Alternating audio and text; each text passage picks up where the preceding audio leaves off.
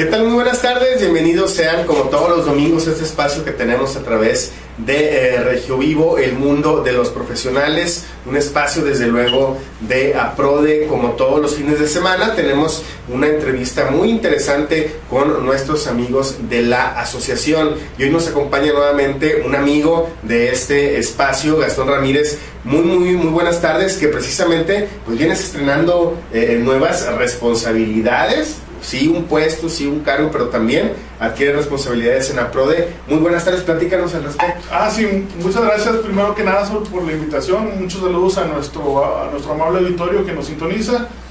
Sí, actualmente nos dieron la gran responsabilidad de dirigir el Comité Directivo Estatal de APRODE, lo cual es un gran privilegio para un servidor, y que vamos a tratar de hacer siempre el mejor trabajo posible en función de nuestro bonito pueblo de México, ¿verdad? Tratando siempre de demostrar con trabajo, con esfuerzo, la cultura del trabajo, y también pues cuidar mucho, ¿verdad? De no prometer cosas que no podamos cumplir, ¿verdad? Trabajar con ahínco, como siempre, y hacer nuestro mejor esfuerzo.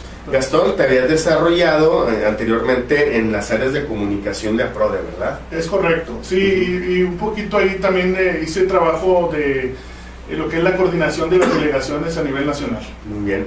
Y hoy nos vienes a platicar de un tema que obviamente en estos días y posteriormente se va a venir con muchísima mayor fuerza, que es el tema electoral. Estamos ya a algunos meses de que comience, de ejercer nuestro derecho al voto.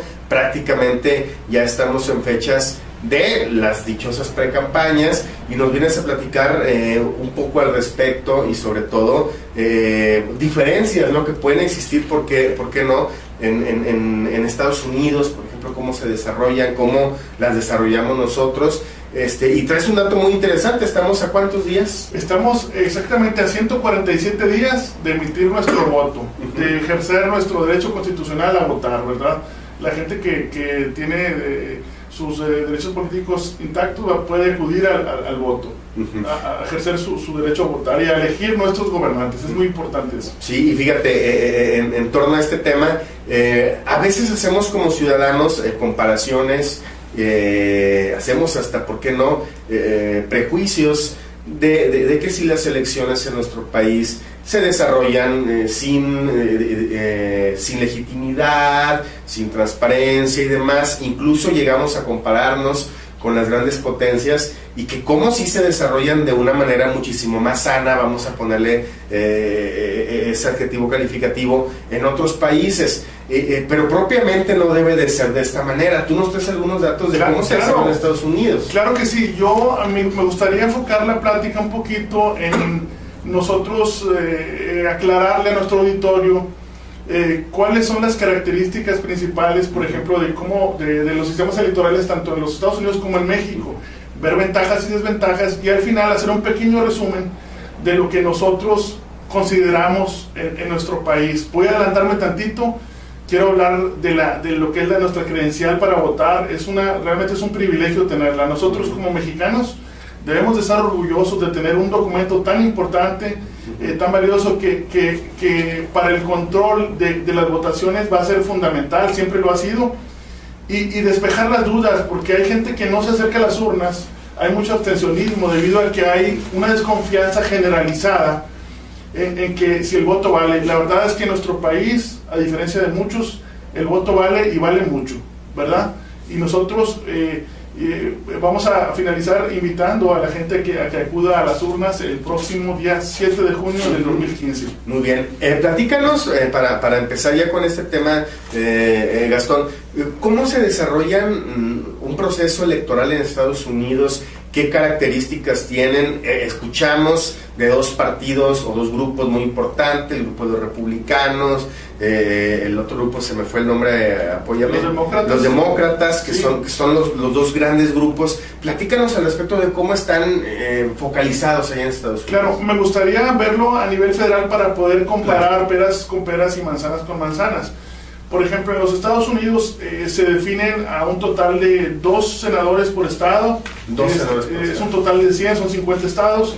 También son 435 representantes, que en este caso sería lo que son los diputados. Entonces, hay algo muy curioso en los Estados Unidos. En general, el sistema electoral y de gobierno de los Estados Unidos es uno de los pocos que no ha sufrido cambios a través del tiempo. Haz de cuenta que son pocos países, para no decir que es el único, porque son pocos países que no han variado su sistema de gobierno desde que se formaron. Los Estados Unidos siempre han tenido el mismo tipo de gobierno y la misma forma de elegir a sus gobernantes, salvo que ellos tuvieron una pequeña pausa cuando fue lo de la guerra civil. Sí. Ahí hubo una suspensión ahí de la cuestión de las elecciones y toda la cuestión electoral. Sin embargo, ha sido muy constante en eso. Entonces, en los Estados Unidos hay una división por distritos, por ejemplo a nivel federal, que son, esos distritos son como se le llaman circunscripciones, ¿verdad? Y son las que agrupan a sus representantes en este caso, y es la manera en las que los eligen. Ahorita vamos a ver una cuestión del colegio electoral, de que hay ciertos estados que tienen ciertos votos, ¿verdad? Y varían en función de los estados, pero en este caso me gustaría, para comparar lo que son los distritos, desde 1812 hay un término que se acuñó a raíz de una publicación en el periódico. El término se llama gerrymandering, que significa, pues es el apellido de un exgobernador de Massachusetts fusionado con una palabra tipo, el nombre es salamandra, en inglés es salamandre. Entonces es gerrymandering, es el vocablo que describe un tipo de diseño para un distrito. Entonces es muy curioso porque ese se inició, ya se cuenta que por la forma caprichosa de definir los distritos en los Estados Unidos, en ese momento tenía una forma así como de una salamandra, de un dragón, así un poquito formado. Entonces los distritos son muy irregulares a nivel federal. ¿Qué quiero decir con esto? Que las formas son caprichosas, o sea, sí obedecen al nivel de población que existe en cada distrito. Sin embargo, invade de repente diferentes estados, un mismo distrito, y es muy curioso, porque esta forma de diseñar cada uno de los distritos obedece específicamente a agrupar o desagrupar los diferentes partidos en este caso. ¿A qué me refiero específicamente? Bueno, que se han diseñado de tal forma que siempre hay una predominancia, ya sea republicanos o demócratas, ¿sí? Y casi siempre el objetivo es preservar al partido en el poder, ¿sí? Entonces, lo que tenemos nosotros con ese diseño es una estructura tal que es muy previsible saber quiénes van a ser los ganadores en cada uno de los distritos, porque históricamente dices, este distrito es republicano o este distrito es demócrata, por su mayoría, ¿sí? Entonces, la verdadera pelea en los Estados Unidos se concentra en ciertos estados. ¿A qué me refiero? Que como ya hay un antecedente muy importante a través de los años de quienes ganan en cada uno de los distritos, hay gente que no gasta en las campañas, hay gente que desde que se presenta como precandidato ya saben que él va a estar electo en un futuro y va a representar a ese distrito en la Cámara de Representantes, o en este caso en la Cámara Alta, que es la Cámara de Senadores. Entonces, en una reunión que hubo en la Universidad de Georgetown, estaban periodistas de todo el mundo. Entonces hubo una especie de análisis que se hizo, yo estuve presente, en donde se veían los pros y los contras de este tipo de arreglo, de sistema, porque afecta en muchas cuestiones, tanto en las mayorías en las cámaras como en los dineros de campaña, porque como hay mucha gente que no necesita hacer campaña, no gasta dinero para elegirse, todo ese dinero lo concentran en una pequeña porción del país, que es donde se definen las mayorías que controlan las cámaras. Entonces dicen que es muy buen negocio, por ejemplo, poner una televisora en el estado de Colorado, ¿sí? Que si te quieres hacer millonario lo puedes hacer, porque ahí es donde van como un ejemplo, es donde van a dar todo el dinero de las campañas de todo el país, van y se concentran en ciertos puntos. Claro. Y también lo que tenemos, hay problemas de distorsión porque en función de los tamaños de los distritos, hay estados que están subrepresentados y otros que están sobrerepresentados. Entonces no tenemos nunca un distrito igual, hay mucha irregularidad en su diseño y eso afecta en general a cómo se distribuye el mapa del poder en los Estados Unidos. El sistema de votación también es diferente al que se tiene aquí en México. Claro, es muy diferente. Yo quiero comentar, por ejemplo, que tú en los Estados Unidos puedes ir a votar con un documento, por ejemplo, tu comprobante. Tu comprobante del pago de la luz, por ejemplo. Tú puedes ir a emitir tu voto con ese documento. También con lo que es tu licencia de manejo, también puedes ir y emitir tu voto. Yo creo que es un poquito también en base a la confianza. Sin embargo, también hay sus pros y sus contras, porque vamos a decir, en los Estados Unidos no toda la población es dueña de un coche. ¿Sí? Entonces, por ejemplo, si tienes que tener una credencial, una licencia de chofer para ir a votar, pues significa que tienes que desembolsar entre 40 y 60 dólares para obtenerla, y tiene un costo, ¿verdad? ¿Sí? Entonces, no es un sistema único, no es consistente. ¿Sí? No toda la gente puede ir con una licencia, no toda la gente puede ir con su recibo de luz. ¿Sí? Sin embargo, en nuestro país, en México, todos podemos ir con una credencial de elector diseñada especialmente para eso. ¿Sí? O sea, ahí no hay posibilidad de que tú votes con algún otro documento, y quiero decir que esta herramienta, que es nuestra credencial de elector, que yo traigo la mía, por cierto, esta credencial tiene todas las medidas de seguridad necesarias para evitar cualquier tipo de alteración. Muy bien. ¿Te parece si hacemos una breve pausa, Gastón? Y regresando, hablamos de eso en particular, ¿te parece? Claro que sí. Hacemos una pausa y regresamos. Aquí estamos con Gastón Ramírez. Esto es la nueva forma de dar la noticia. Mi nombre es José Emilio Sánchez y esto es el Notirregio Vespertino, donde puedes encontrar noticias locales, nacionales e internacionales. Recuerda, el noticiero en punto de las 2 de la tarde, transmitiendo de lunes a viernes. Recuerda, nos encuentras en www.elregio.com.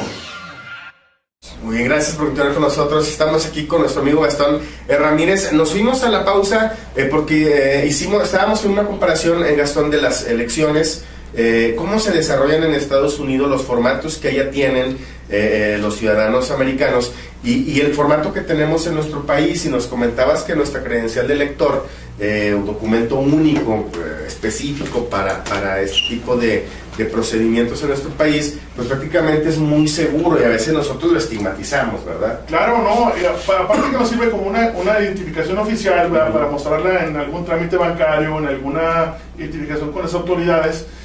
También tiene una serie para mí es de las mejores en el mundo. Yo creo que es un documento del cual como mexicanos debemos de sentirnos orgullosos, ¿verdad?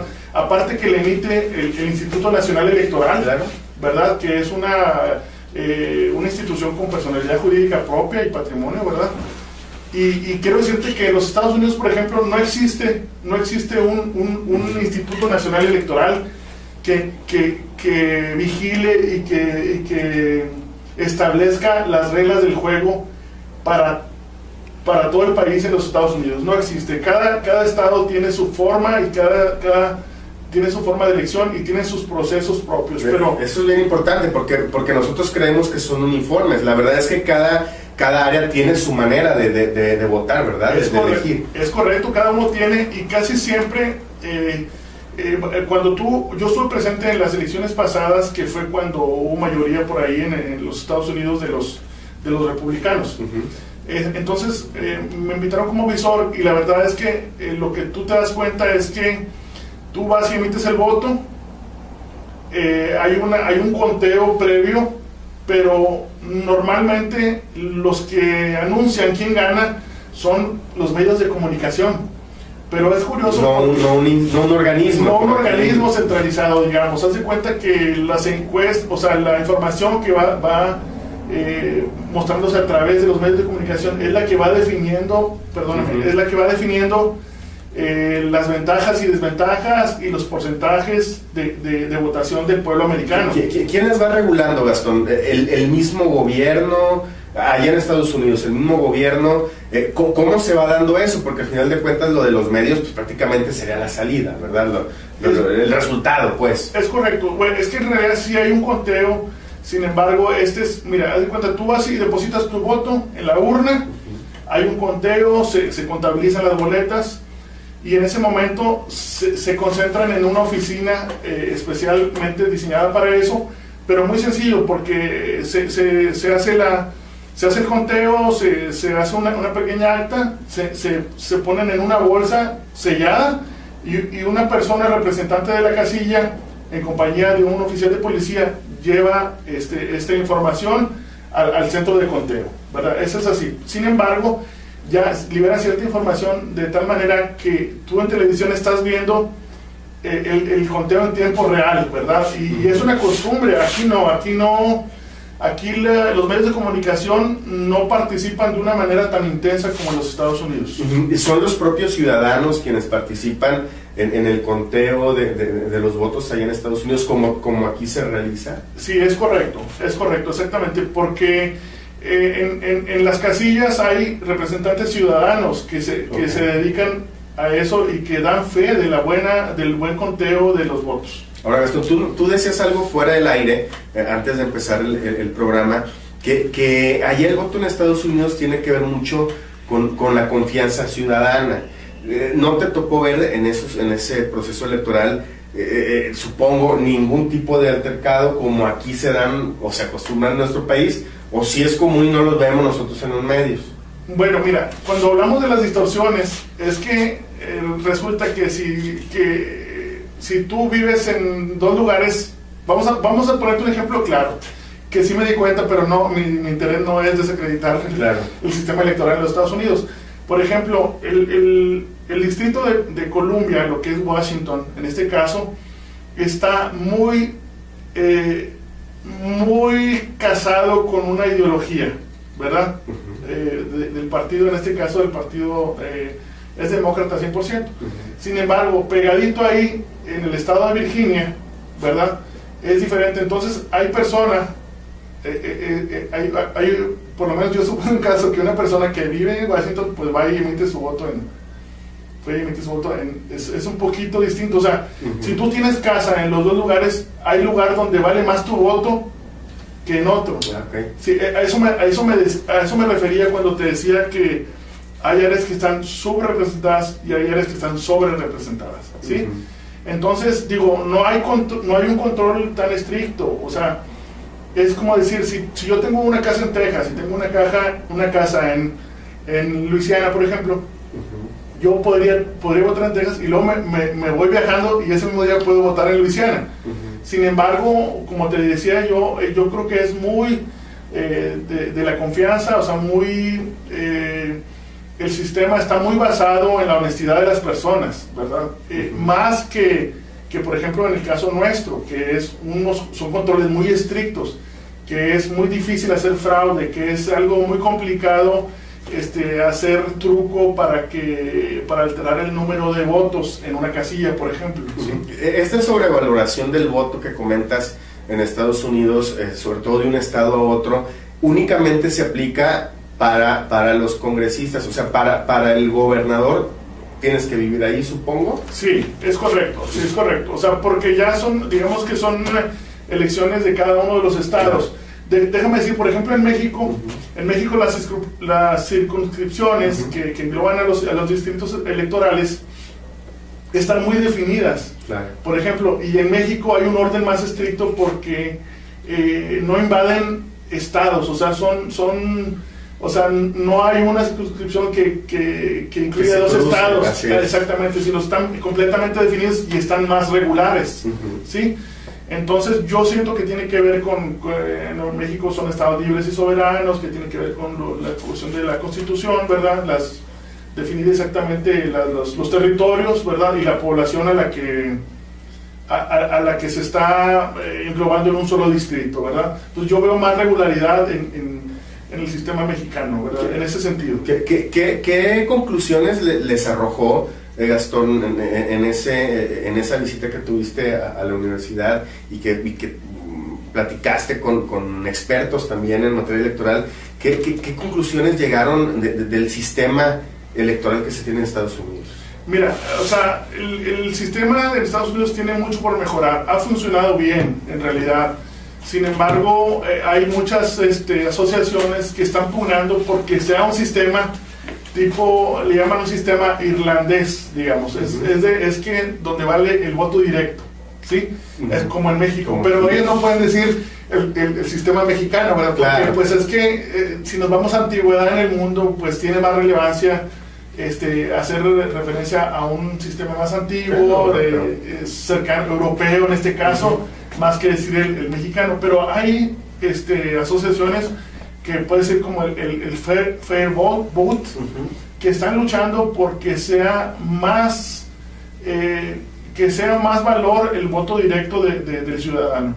Entonces estamos pensando que en algunos años, en 5 o 10 años, habrá cambios sustanciales en ese aspecto del valor del voto en los Estados Unidos. Muy bien, bueno, vamos a hacer una breve pausa. Estamos con Gastón Ramírez hablando de características, diferencias y similitudes también del sistema electoral en Estados Unidos con el mexicano, sobre todo porque ya estamos algunos meses de que se den los procesos aquí en nuestro país. Pausa y regresamos. ¿Sabías que los perros son capaces de percibir colores? Y que existen más de 450 razas de perros. Esto y mucho más en Perros al Aire todos los sábados de 5 a 6 de la tarde por regiovivo.com. Aprenderemos de entrenamiento y comportamiento canino, Deportes y actividades que puedes realizar tú con tu perro. Estándares raciales, salud canina, Moda, novedades y datos curiosos. Los esperamos en Perros al Aire. Gracias por continuar con nosotros. Nos fuimos a la pausa, Gastón, y ahora queremos que nos hables en este bloque, porque ya nos explicaste de una manera muy general cómo se dan los procesos en Estados Unidos. ¿Cómo se dan los procesos en nuestro país? Porque a veces la gente no logra entender, se nos llegan diputados locales, ¿qué representa un diputado local? Los federales, ¿qué representa? Sobre todo allí, los senadores incluso. Platícanos un poco para que nos quede más entendible y más claro cómo es que se da todo este proceso aquí en nuestro país. Muy bien, sí, claro que sí. Por ejemplo, en lo que se refiere a los vamos a decir, los diputados, en este caso federales, que son una de las elecciones que se van a dar próximamente. Sí. Vamos a elegir diputados federales, digamos alcaldías, y en algunos estados gobernadores también, como en el caso nuestro, ¿verdad? Nuestro país se divide en 300 distritos federales electorales, ¿verdad? Hay un diputado por cada uno de ellos, pero en total esos son 300, pero el total global de la Cámara de Diputados son 500 diputados. Porque ahí en este caso, porque eso más es lo que tú me comentabas de los plurinominales, ¿verdad? Hay diputados que son electos en forma directa, igual que también como los senadores, pero hay una especie de, digamos, hay una modalidad que le llaman plurinominales, ¿verdad? Sí. Ellos son elegidos según los porcentajes de voto de cada uno que obtiene cada uno de los partidos. ¿Cómo es eso? Bueno, ese diseño es porque si hay un distrito, por ejemplo, que es competido, ¿verdad? Vamos a decir que hay 10 votantes, y uno obtuvo 6 votos y el otro obtuvo 4. Entonces es una forma de compensar de que el que pierde, pues perdió por un margen pequeño. Entonces el que pierde no pierde todo y el que gana no gana todo. Entonces hay una fórmula por ahí para sacar un porcentaje y también definir estos diputados que serían lo que llaman plurinominales, ¿verdad? Entonces se define uno por cada distrito, pero en total hay 200 diputados adicionales que se obtienen de un proceso similar a este, ¿verdad? Estos 200 diputados obviamente están en todo el país, ¿verdad? Representan a todo el país, por estados, pues. Es correcto, por estados, exactamente. O sea, en cada uno de los estados hay diferentes distritos electorales federales, Y por ejemplo, te voy a decir, en Nuevo León, el número de distritos electorales no es el mismo que en otro estado. Por ejemplo, el que tiene más en nuestro país es el Distrito Federal, ¿verdad? Que eran cerca de 40, pero hay algunos que ya eliminaron y ahorita me parece que son cerca de 27, ¿verdad? Son menos. Son menos, se redujo, pero esta es otra cosa. Esta cuestión electoral está siendo comúnmente modificada, o sea, haz de cuenta que se están haciendo ajustes cada periodo de tiempo, y lo normal, tanto en México como en Estados Unidos, es que cada 10 años,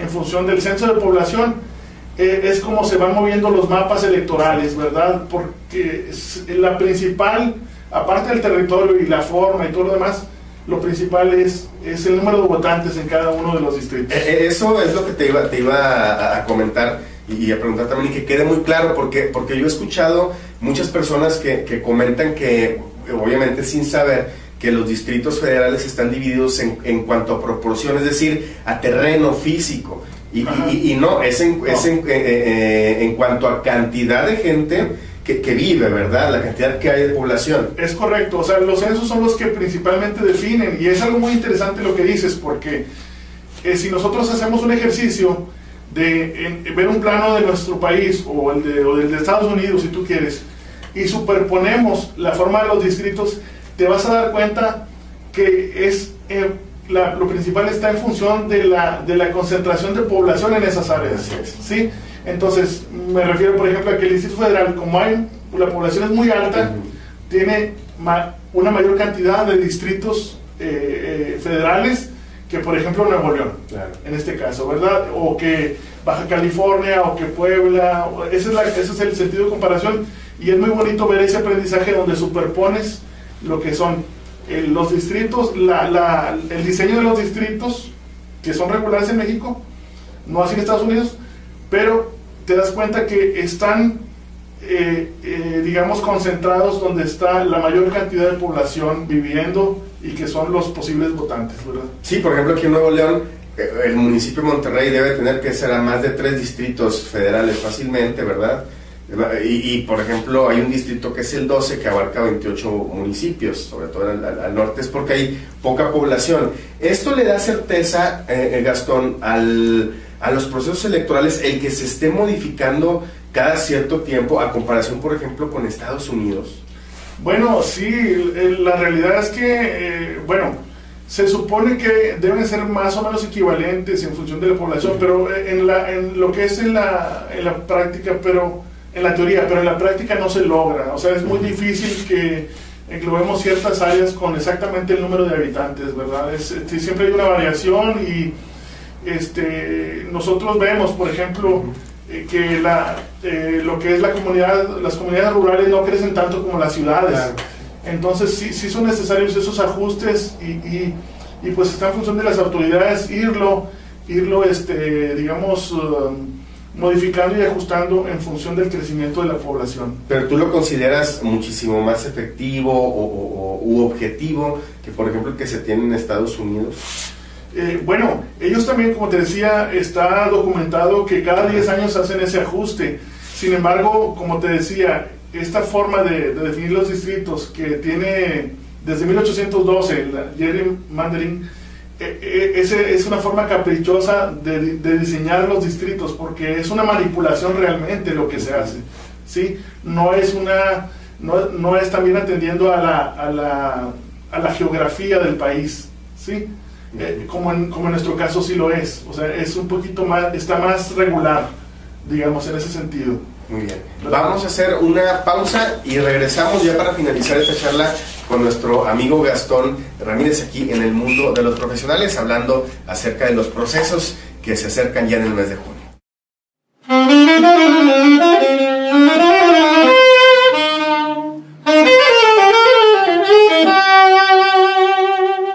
Desde Cuba, Rogelio Futé Jr.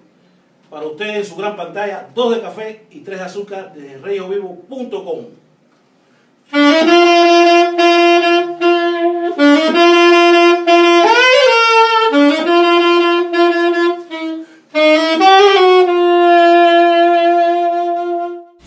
casi nos vamos. Estamos con nuestro amigo Gastón Ramírez hablando de procesos electorales, cómo se desarrollan en otros países, particularmente Estados Unidos, y también cómo se desarrollan en nuestro país. Ya nos habló de una manera muy general del sistema y del proceso que se desarrolla en Estados Unidos, también el que se desarrolla aquí en nuestro país, y un tema muy importante y en el que casi siempre ponemos muchísima atención, que tiene que ver con el de los dineros, que tiene que ver con el del recurso para que los partidos políticos y sus candidatos se promuevan para los puestos de elección popular, y debe de haber, supongo, Gastón, mecanismos diferentes, el de Estados Unidos al de nuestro país, ¿verdad? Platícanos al respecto. Sí, mira, claro que sí, lo que nosotros hemos visto es que, por ejemplo, en los Estados Unidos, la manera de obtener recursos para las campañas es principalmente a través de contribuciones, tanto de los ciudadanos, las empresas, o también las ONG en este caso. Allá se habla de que al final el Estado o el gobierno es el que viene pagando las campañas, porque resulta que no hay un tope de campaña, sino que la gente se organiza a través de ONGs, ¿sí? para aportar dinero en este caso a los candidatos, ¿verdad? Para todo el proceso, para lo que son las campañas. Un dato interesante es que un cierto valor muy pequeño en promedio es el que se usa para las campañas, para hacer realmente campaña. Puedo decirte que un 20, máximo un 30% es lo que la gente gasta en anuncios, en la televisión, en panorámicos. Hay un dato muy importante: entre el 70 y el 80% de los dineros de las campañas se gastan en publicidad negativa, ¿sí? ¿En qué forma? Bueno, en que se trata un poquito de desprestigiar al candidato opuesto, al oponente, y no hay un límite de campaña definido por ahí. Entonces casi ese dinero es consistente a lo largo del tiempo, ¿verdad? De que se gasta en esa forma. Hay muchos candados para evitar el dinero de procedencia ilícita, por ejemplo, en este caso, ¿verdad? Y yo creo que también debe ser igual en nuestro país. Voy a cambiar, por ejemplo, en el caso de México. En el caso de México, los dineros de las campañas, pues, por ejemplo, si hay un tope de gastos de campaña normalmente en cada una, se están endureciendo los controles para evitar que dinero de lo que los americanos llaman el black money, o procedentes del narcotráfico, procedentes de actividades ilícitas, no entre en las campañas, ¿verdad? En México se está cuidando mucho eso también, y lo que normalmente usan los candidatos, en este caso los partidos, es lo que tienen asignado de parte en este caso del INE, ¿verdad? Instituto Nacional Electoral, ¿verdad? Para lo que son, se les entrega ciertos recursos, ¿verdad? Y hay algunos recursos adicionales que se consiguen de parte de cada uno de los que participan, ¿verdad? En este caso los partidos o los candidatos, ¿verdad? En Estados Unidos la gente puede aportar, el ciudadano tiene esa posibilidad. Y son deducibles de impuestos, porque hace cuenta que hacen esta cuestión, y por eso te das cuenta que viene pagándolas el gobierno, ¿verdad? En ese caso, sí. ¿Qué tan alejado o qué tan cercano está que se dé ese momento, Gastón, aquí en nuestro país, en el que yo como ciudadano, si quisiera votar por Gastón Ramírez, tenga esa posibilidad de aportar, porque prácticamente es el INE quien prácticamente pone los dineros? Sí, aquí fíjate que yo, la verdad, lo que yo pienso, o lo que nosotros pensamos en esta cuestión, es que al haber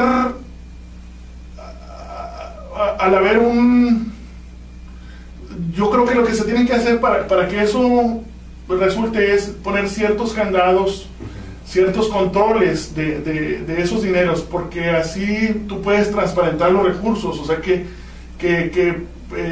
provengan de una fuente lícita, que provengan del trabajo o de tu ejercicio profesional, de tu empresa, ¿verdad? En ese sentido, yo creo que había que establecer los controles para transparentar esos recursos, y que no hubiera posibilidad de que se malinterpretaran, ¿sí? Es muy... en nuestro caso, hubo por ahí hace tiempo unos amigos de Fox, ¿verdad? Sí, un claro. grupo que apoyaron en ese momento a este candidato después gobernante aquí en nuestro país.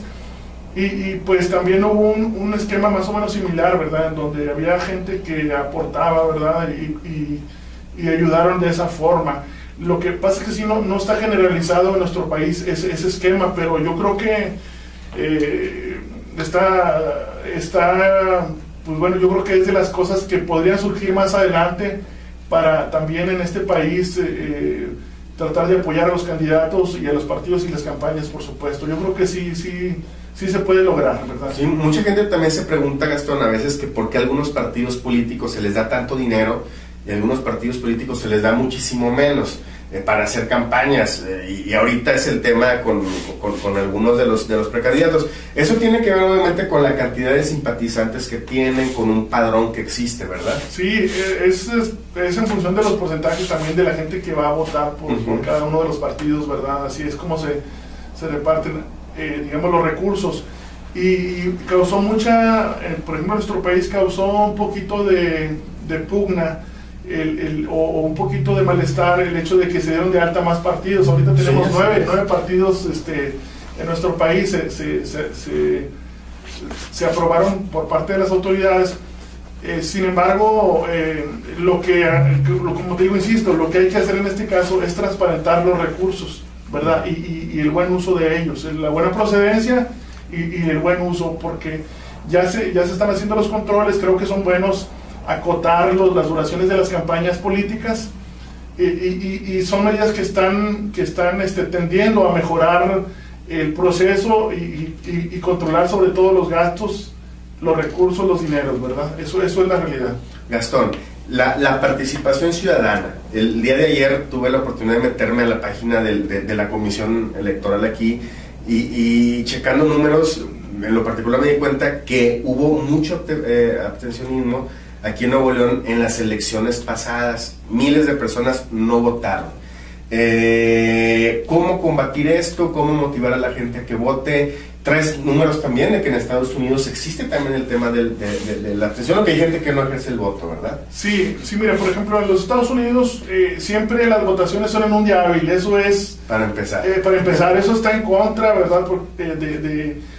No es algo que mejora la participación de la gente, porque la gente que tiene su trabajo, pues se le hace muy difícil ir a gastar varias horas haciendo fila para votar. Claro. Por ejemplo, la gente en los Estados Unidos, la gente que está consignada, que son reos o que tienen condena, aunque ya la hayan cumplido, no pueden votar, no tienen derecho al voto. Sí, y si te das cuenta, pues hay ciertos detalles, hay muchas modalidades, porque la población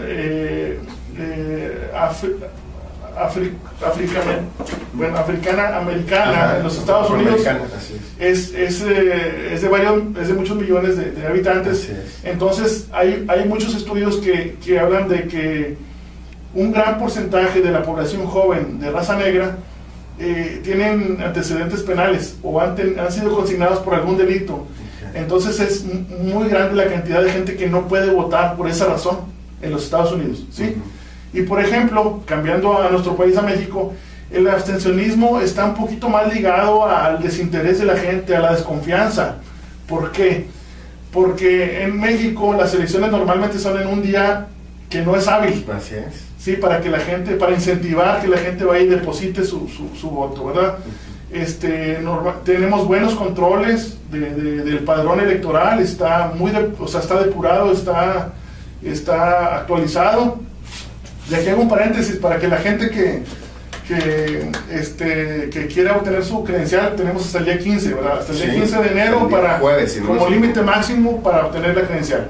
Entonces tenemos los mecanismos, tenemos todo lo que es la maquinaria electoral, digamos, gobernada por un Instituto Nacional Electoral que es muy capacitado. Está la gente, digamos, muy preparada para controlar todo el proceso electoral de una manera confiable, de una manera acorde a las necesidades de nuestro país. Y yo creo que la gente debe de asistir. Debemos de evitar el abstencionismo, aprovechar nuestro derecho a ejercer el voto y elegir nuestros gobernantes, y que la gente en realidad se sienta digamos confiada en que va a ser un proceso digamos correcto, sano, ¿verdad? Un proceso que nos va a enorgullecer a nosotros como ciudadanos de nuestro país, ¿verdad? Yo creo que hay que evitar ese abstencionismo, hay que ayudar a las personas mayores o a los jóvenes, invitarlos que no se les pase, a las mamás que trabajan, pues a las madres que trabajan, ellas tienen ese día que no es hábil para ir a ejercer el voto, y yo creo que tenemos pues todas las condiciones reales, nada más que nosotros queramos. Y a propósito, no tiene costo nuestra credencial, eso es lo importante, eso es lo importante, de que nosotros solamente con ir, presentar nuestros documentos para obtener esta credencial, que nos va a ser de mucha utilidad, y para mí es una de las mejores en el mundo, ¿verdad? Esta credencial que tenemos, por todas las medidas de seguridad que tiene.